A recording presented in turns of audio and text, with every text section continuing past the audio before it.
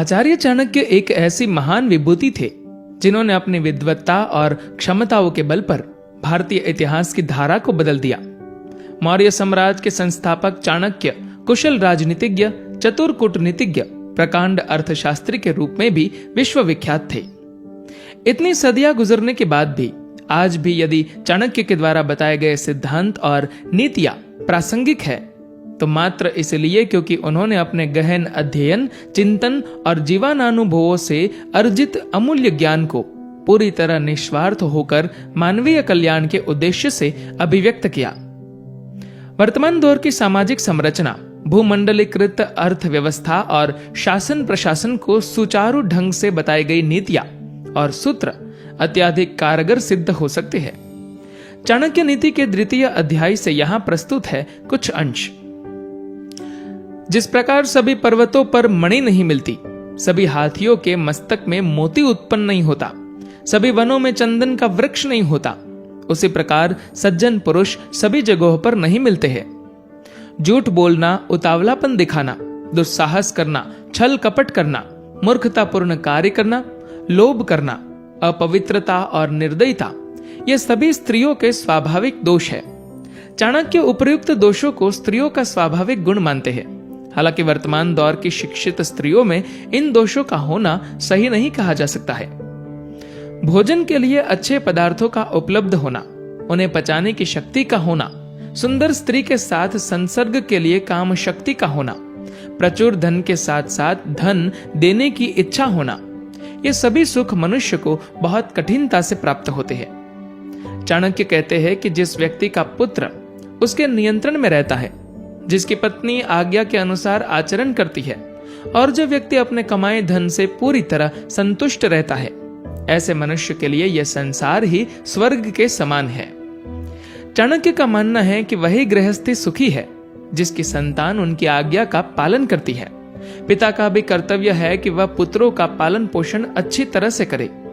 इसी प्रकार ऐसे व्यक्ति को मित्र नहीं कहा जा सकता है जिस पर विश्वास नहीं किया जा सके, और ऐसी पत्नी व्यर्थ है जिससे किसी प्रकार का सुख प्राप्त न हो।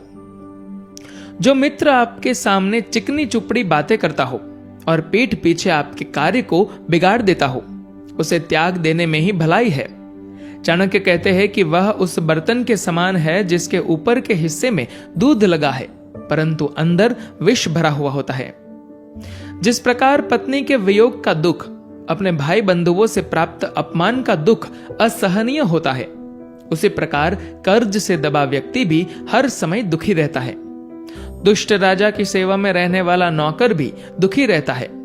निर्धनता का अभिशाप भी मनुष्य कभी नहीं भुला पाता। इनसे व्यक्ति की आत्मा अंदर ही अंदर जलती रहती है।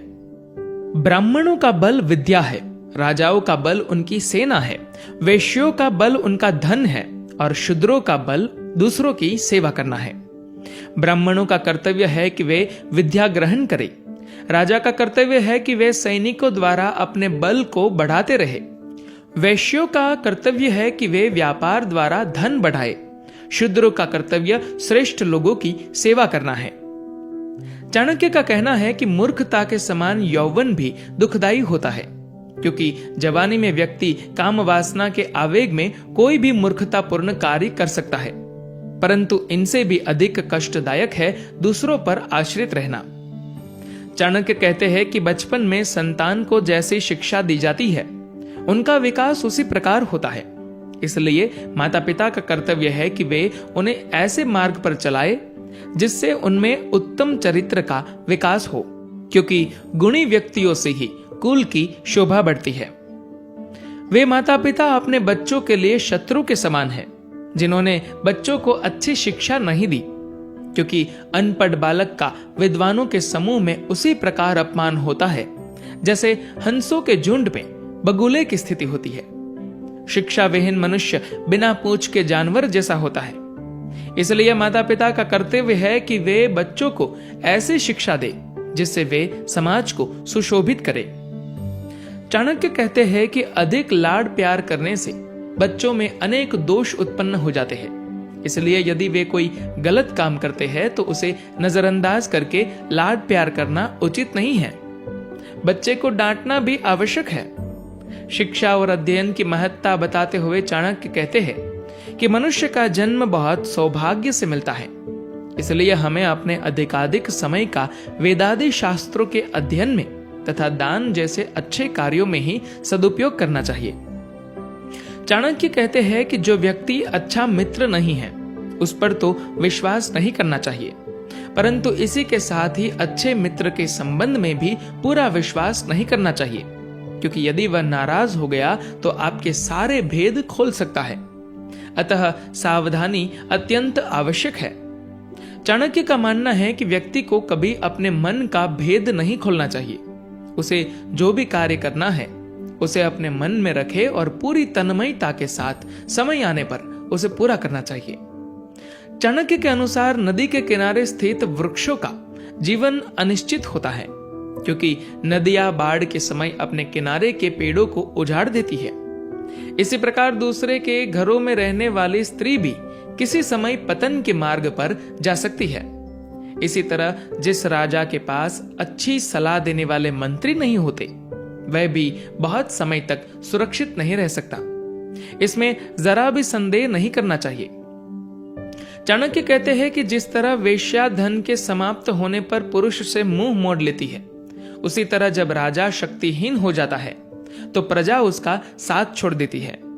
इसी प्रकार वृक्षों पर रहने वाले पक्षी भी तभी तक वृक्ष पर बसेरा रखते हैं जब तक वहां से उन्हें फल प्राप्त होते रहते हैं। अतिथि का जब पूरा स्वागत सत्कार कर दिया जाता है तो वह भी उस घर को छोड़ देता है। बुरे चरित्र वाले, अकारण दूसरों को हानि पहुंचाने वाले तथा अशुद्ध स्थान पर रहने वाले व्यक्ति के साथ जो पुरुष मित्रता करता है वह शीघ्र ही नष्ट हो जाता है। आचार्य चाणक्य का कहना है कि मनुष्य को कुसंगति से बचना चाहिए।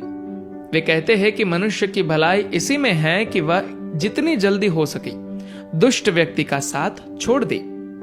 चाणक्य कहते हैं कि मित्रता बराबरी वाले व्यक्तियों में ही करना ठीक रहता है। सरकारी नौकरी सर्वोत्तम होती है और अच्छे व्यापार के लिए व्यवहार कुशल होना आवश्यक है। इसी तरह सुंदर व सुशील स्त्री घर में भी शोभा देती है। धन्यवाद।